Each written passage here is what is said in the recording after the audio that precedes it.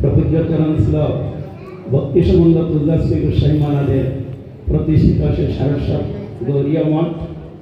আজকে সেই মঠের যে রূপান্তরিত আমাদের শিক্ষাগুরু প্রাথমিক শ্লোক ভক্তি স্বরূপ সজ্জন গোস্বামী মহারাজের পরিশ্রম, তখন সেই মঠটা যখন গুরু মহারাজের হাতে দেন, গুরু মহারাজ বললেন আমি তো এখানে আসবো না, আমার সেখানকার সেবকরাও কেউ আসতে চাইবে না, আমি সজ্জন মহারাজকে সন্ন্যাস দিয়ে এইখানে এই মঠের দায়িত্ব তাকে দেব।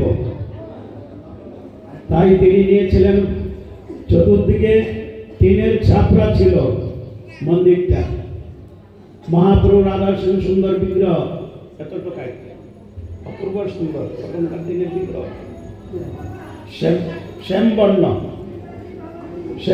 বিগ্রহ, শ্যাম সুন্দর মহারাজের অপূর্ব।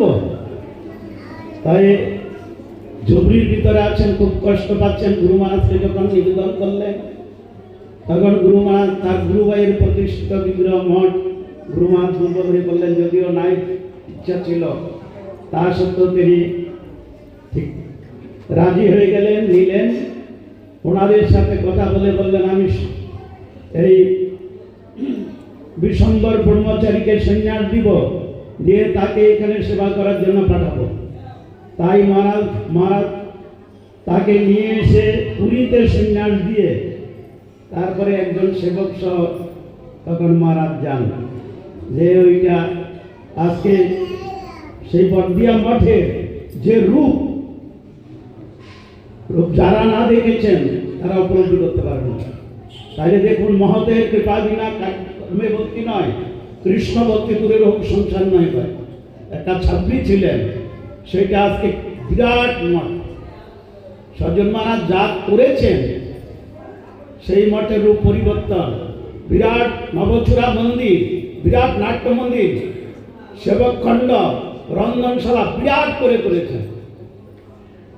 আবার রাধা শ্যাম সুন্দর বিগ্রহ, বড় বিগ্রহ জয়পুর থেকে নিয়ে যাবে, সেই বিগ্রহ খুব উচ্চ বিগ্রহ, অপূর্ব সুন্দর। দেখুন, আজকে তিনি গুরু সেবা করেছেন বলেই গুরুদেবের সমস্ত শক্তি তাতেই সমর্পণ করেছেন গুরুপাদ, যার জন্য শুধু তাই নয়, তিনি সেই বর্দিয়ার মঠে রূপান্তর করেছেন। এইটা ছিল একটা জঙ্গল। মহারাজ যখন সর্বপ্রথম গুরু মহারাজকে নিয়ে আসেন আমাদের কেশি এই মঠ থেকে, বিজয় বিগ্রহের সঙ্গে করে গুরু মহারাজ আসলেন। এই শিব মন্দিরটা একটা টালির চালা ঘর করে ঠাকুর আছেন, চাচের বেড়া টালির চালা ঘর। আর এই যে রান্নাঘরটা, এটাতে টালির চালা দিয়ে চারদিকে চাচের বেড়া দিয়ে এই সমান কাদার উপরে সেবকদেরকে নিয়ে মহারাজ এখানে এসেছেন। বর্দা ছিলেন, রান্না করতেন। বর্দা তখন কি করতেন, রান্না বান্না করতেন আর ছেলেগুলোকে সামলাতেন। মহারাজ চলে যেতেন ওইদিকে প্রচারের জন্য, আর বর্দা রান্না করতেন এইসব ব্রহ্মচারীদের নিয়ে। এইখানে মহারাজ নিজে ইটবালি মাথায় বলিয়ে সেবকদের নিয়ে এত পরিশ্রম করে আজকে এই যে জঙ্গল ছিলেন, এখানে দিনের বেলা লোকেরা বাথরুম করতে আসতেন, সেই স্থানকে আজকে কি করেছেন দেখুন, একদম অভিন্ন বৃন্দাবন ধামে পরিণত হয়েছে। একমাত্র সাধুর কৃপা, সাধুর দর্শন। এই জন্য গুরুতত্ত্বে বলেছেন শিবজি মহারাজ, কৃপা শূন্য সম্পূর্ণ, সর্বশক্ত প্রকারক, নিষ্ক্রিয় সর্বত সিদ্ধ, সর্ববিদ্যা বিশারদ, সর্বসংশয় সঞ্চেতা, অনলস গুরুরাধিক। আমাদের গুজরাট সজ্জন মহারাজ অনলস, কৃপার সিন্ধু, কৃপার সমুদ্র, সর্বশক্ত প্রকারক, সমস্ত গুণগুলা তার মধ্যে রয়েছে।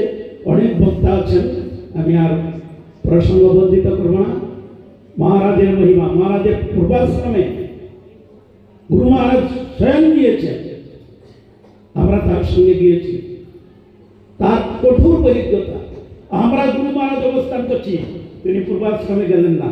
বাবা মা কাঁদলেন, গুরু মহারাজ আপনি এসছেন, সে আসবে না, তার যে পরিজ্ঞতা। গুরু মহারাজ বললেন আমি আছি, তুই আয়, কোনো অসুবিধা নাই, গেলেন না। সেখানে রান্না বান্না বুগরা হতো, অন্য জায়গায় থাকতেন, মহারাজকে নিয়ে প্রসাদ দিতাম। তার যে আদর্শ, তার যে আচার, তার যে প্রচার, তার যে সমস্ত কিছুই খুব হৃদয়গ্রাহী। তাই মহারাজের মামা দাদু ছিলেন প্রভুপাদের চরণাশ্রিত, মহারাজের মামা ছিলেন প্রভুপাদের চরণাশ্রিত, মহারাজের মা মাতৃ ঠাকুরানী, মহারাজের বাবা আমাদের গুরুদেবের আশ্রিত। তার সমস্ত ফ্যামিলি ভক্ত প্রায় সবাই ভক্ত, সবাই তার এরকম একটি। কেন? তিনি কুলন পবিত্রম জননী পিতা বসুন্ধরা সবা সুকৃষ্ণ কন্যা নিত্যন্তি স্বর্গে পিতরিপিতে শান, যে শান্তুলে বৈষ্ণব নাম দেব। একজন বৈষ্ণব যদি কুলে আবির্ভূত হয়, তাই তার সহস্র যুজন উদ্ধার করে। যেই দেশে যে কুলে বৈষ্ণব অবতরে তার প্রভাবে সহস্র যুজন উদ্ধার লাভ করে থাকেন। আর তিনি আবির্ভূত হয়েছেন যে কুলে প্রভুপাদের চরণ যুগল সেখানে অবস্থান করেছেন। এরকম স্থান থেকে তিনি এসেছেন। চাট্টাকানিকতা অনেক প্রসঙ্গ আছে, যার জন্য দেখুন আজকে এত বৈভব। প্রভুপাদের মনোবিষ্ট পূরণ করার জন্য গুরুপাদময় শিখলেন, আর গুরুপাদমের মনোবিষ্ট পূরণ করছেন বিদ্বান সজ্জন মহারাজ।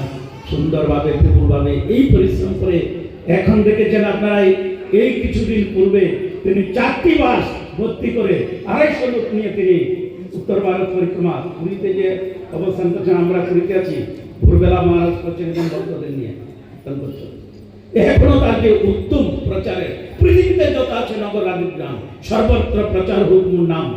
প্রভুপাদের যে অভয়বাণী, মহাপ্রভুর অভয়বাণী তিনি এত সুন্দরভাবে প্রচার করে চলছেন, তার কত করুণা দিবে।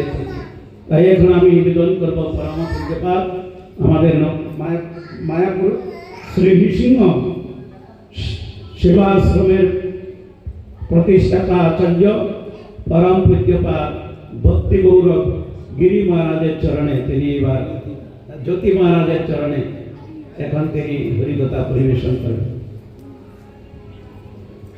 ওম অজ্ঞানতিমিরঞ্জস্য জ্ঞানাঞ্জনশলাকয়া চক্ষুর্মিলিतं येन তস্मै শ্রীগুরবে নমঃ। বাঞ্ছাকল্পতরুভ্যশ্চ কৃপা সিন্ধুভ্যেব চ পতিতানাং পাবনেভ্যো বৈষ্ণবো নমঃ। সর্বাগিমূল্য গুরুপাঠনিতিলাভূষণ ভক্তিশৌল ভক্তিসাগর স্বামী মহারাজের রাতুল চরণে অনন্ত কৃপণতি প্রসন্নন। আমার শিক্ষা গুরু পরম পূজনশীল ভক্তি তুমি সন্ত গোস্বামী গুরু মহারাজের চরণে অনন্ত কৃপণতি প্রসন্নন। উপতি সভাপতি দ্বিদল পার্বণ ব্রহ্মচারী ভক্তের মাতৃময় চরণ ধন্যবাদ পূর্ণতি জ্ঞাপন প্রসন্ন। আজকে যে মহাপুরুষের শুভ আবির্ভাব তিথি পরম পূজনশীল ভক্তি স্বরূপ সজ্জন গোস্বামী মহারাজ চরণে ধন্যবাদ পূর্ণতি জ্ঞাপন প্রসন্ন। আজকে মহাসৌভাগ্য, সৌভাগ্যটা এটাই যে বৈষ্ণব সঙ্গে তেমন আনন্দিত হলুন সদা কৃষ্ণ পর সঙ্গ। বৈষ্ণব সঙ্গ লাভ করলে প্রকৃত হৃদয় আনন্দিত হয়, আর বৈষ্ণবের কৃপা পাওয়া যায়।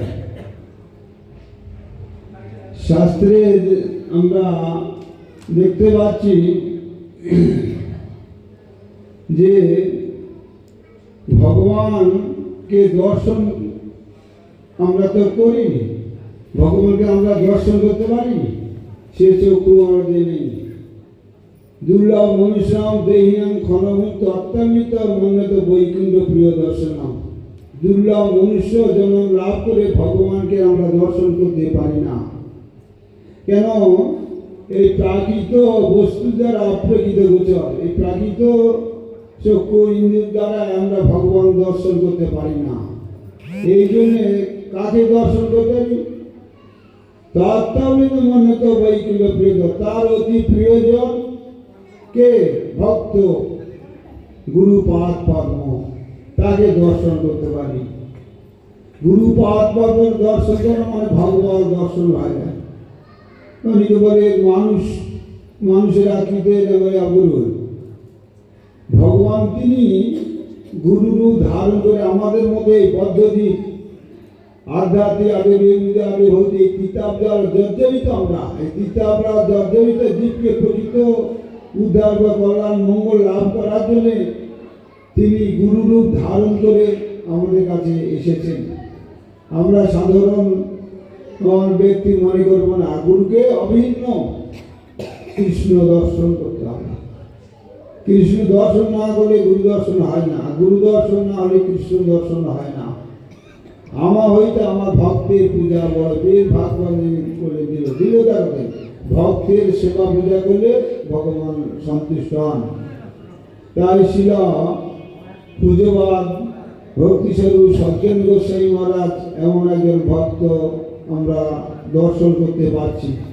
তার মহিমা শ্রবণ করলাম। তো আমার তো আগে এখানে চাঁদপাড়ায় পরমা পূজার পরবর্তী মঠে কয়েকবার এসেছি, কিন্তু এখানে দর্শনে এখানে আসার সুযোগ সৌভাগ্য হচ্ছে না। কিন্তু গতকাল পরশুদিন আমাদের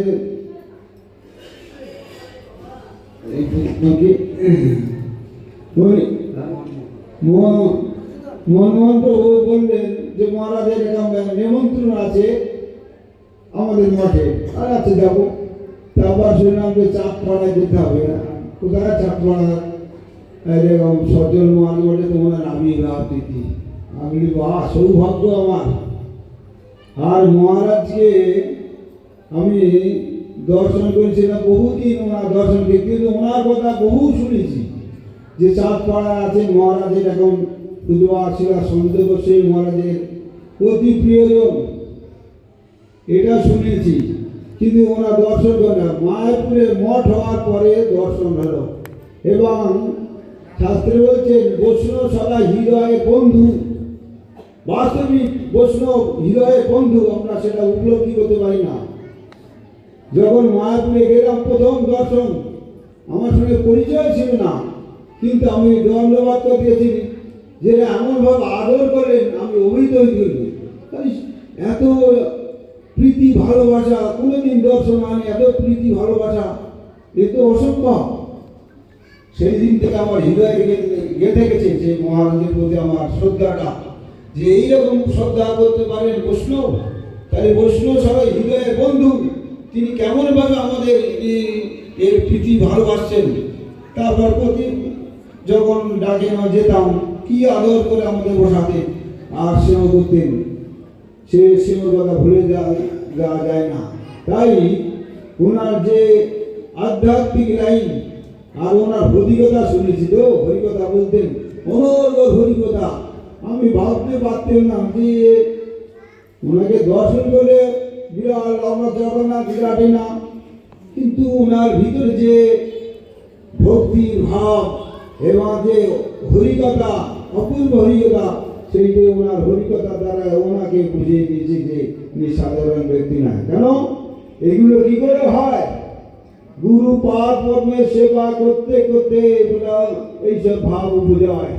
গুরু পাদ পদ্মের সেবা যে যত করবে তার ভক্তি ভাব উদয় হবেই। সেইটাই দর্শন করতে হবে ভক্তি সজ্জন গোস্বামী মহারাজের। মাধবেন্দ্র পুরীপাদের নাম শুনেছেন তো? মাধবেন্দ্র পুরীপাদের সেবা করতেন কে? ঈশ্বর পুরীপাদ। ঈশ্বর পুরীপাদ মাধবেন্দ্র পুরীপাদের সেবা করতে করতে কি করেছেন? তার প্রেম ভাঙা সর্বস্ব তাকে দিয়ে গেছেন। আর পূজবা সজ্জন গোস্বামী মহারাজ তার গুরুপাদ পর্মা ছিল ভক্তি গুণ সন্ত গোস্বামী গুরু মহারাজের সেবা করতে করতে ছিল গুরুদেব তার সেই প্রেমের ভান্ডারকে ওনার ভিতর সব দিয়ে গেছেন। এই জন্য ওনার যে ভক্তি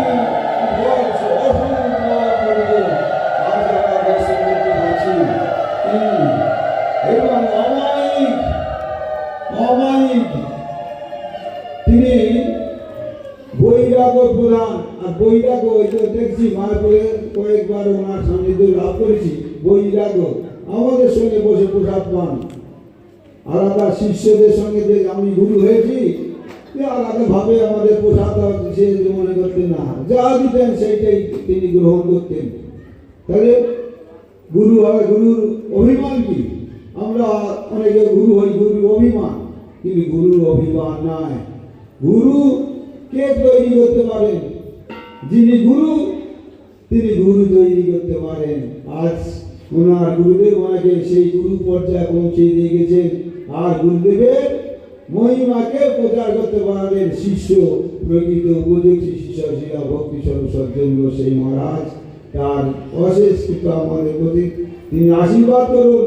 তার যে বৈরাগ্য, তার আদর্শ, সেটা আমরা অনুসরণ করে যেন চলতে পারি, এইভাবে নিজেদের জীবনকে ধন্য করতে পারি। বাঞ্ছা গল্পদের পশ্চাৎ বা সিন্ধু রয়েছে প্রতিদান পাবনে বৈষ্ণব। হরে কৃষ্ণ। সুধী ভক্ত মন্ডলী, অপূর্বভাবে